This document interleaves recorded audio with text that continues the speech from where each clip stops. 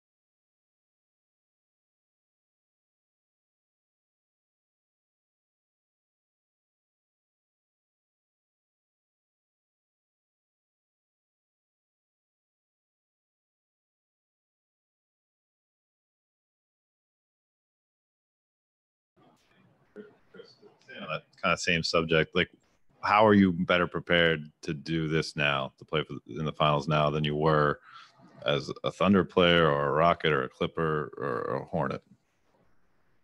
I don't know. Our team is built a little different.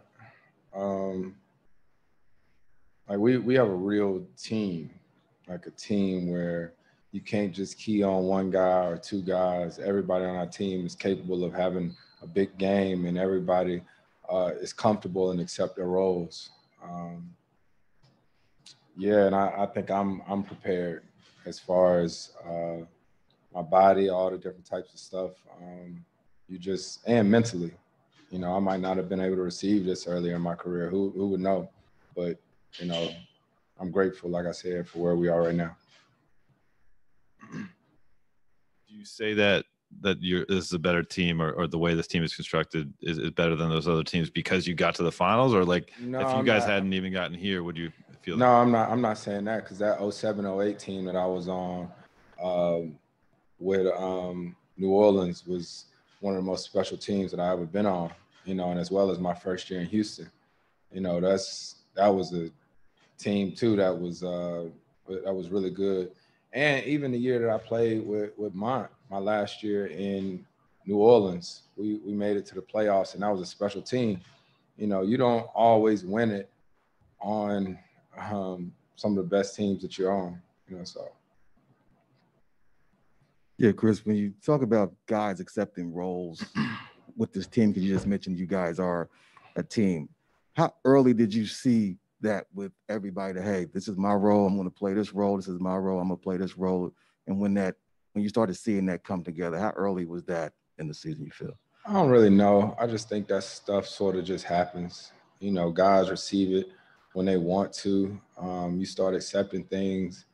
Sometimes you win some close games and guys feel like, oh, this is okay.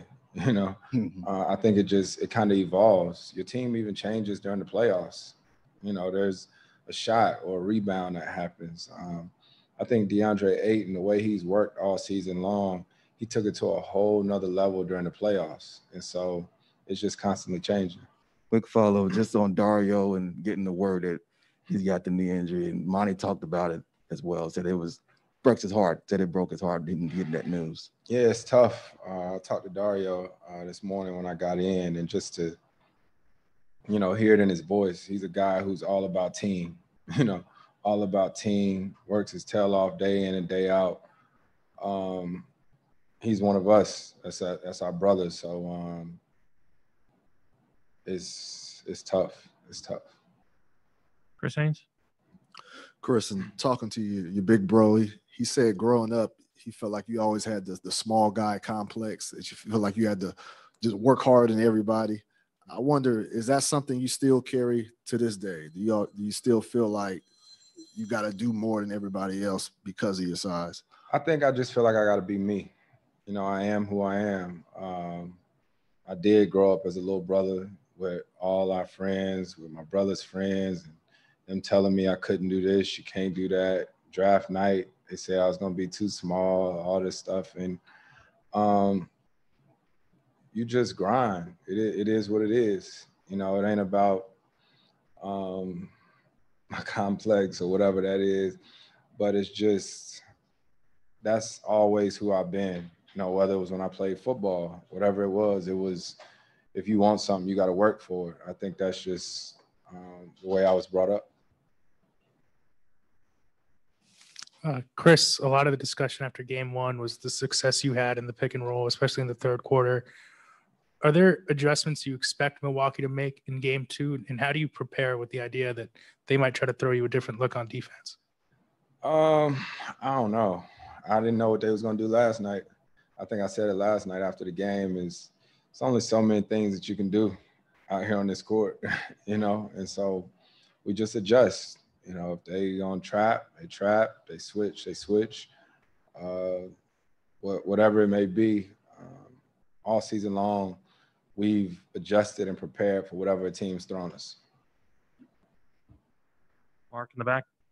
Chris, I don't know if it's something that's important to you or not, but I think it is. But why do you continue to wear HBCU clothing? Is it coincidental that you put that on today, or did you want to put that on today?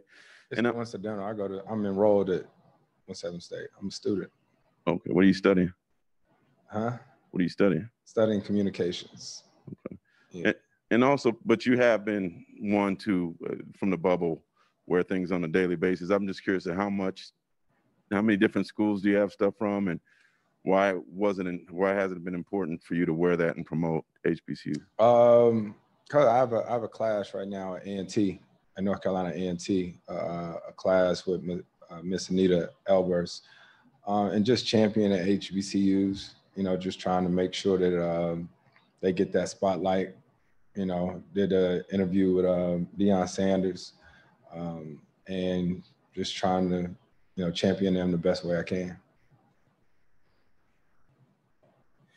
Hey, Chris, you hear a lot of times veteran players say things like, if I had only known what I, didn't know back then, but physically they're not able to do it. Do you feel kind of fortunate to be one of those few guys that not only has the wisdom, but still has, I know you joked about your athleticism, but still has plenty of athletic ability to kind of do what you're doing at 36?